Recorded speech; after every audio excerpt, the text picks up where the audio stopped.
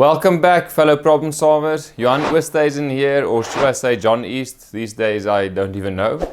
So remember to share, like and subscribe as we continue on our journey with quadrilaterals.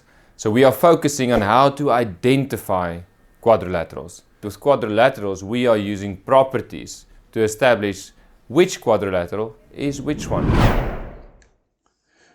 Welcome back, fellow problem solvers. Hope you're doing well. And yes, we're continuing with geometry of two-dimensional shapes, and today we're looking at the specific quadrilaterals, how to identify them.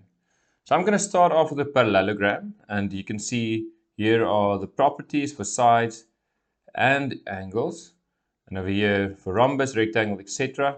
And on the previous page, our previous video, just that the property of interior angles for all quadrilaterals equals to 360. Now, all parallelograms have opposite sides that are parallel. So there's two ways or three ways actually to identify a parallelogram. If one set is parallel and equal, then you have a parallelogram automatically. Or if both sets are parallel, like these two are parallel and these two are parallel, then you automatically have a parallelogram. Now, another way of looking at this is if the opposite side angles of parallelogram will always be equal. So you can see this one will be equal to that one, and this one will be equal to this one.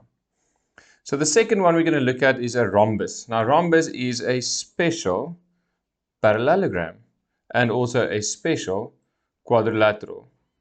So if you have a look at this one, you can see it is a parallelogram. Two opposite sides are parallel, and this pair of opposite sides are also parallel. But the difference here is all sides are equal in length. That makes this a rhombus and not just a normal parallelogram. Thirdly, we've got a rectangle, and a rectangle is a parallelogram. Okay, so that's something to keep in mind. But the only difference is it has right angles. So you can clearly see here the opposite sides are parallel and equal, and you've got right angles. But still the same, the opposite angles are still equal as well.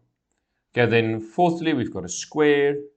Now you can look at this as a very special rhombus, or a very special parallelogram, or a very special rectangle as well. But what makes this a square is the fact that it has four equal sides and right angles. Can you see this would classify as a parallelogram, but it classifies as a square as well because of equal sides.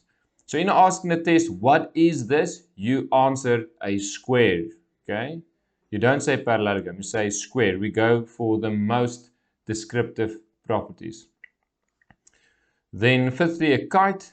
A kite's properties is clear and simple. We've got two pairs of adjacent equal sides, so these two sides are equal, and these two are equal. And then a trapezium, lastly, is you'll have one pair of parallel lines, but they're not equal. Okay? That automatically means that the rules for parallel lines, remember the fun we had in maths, right?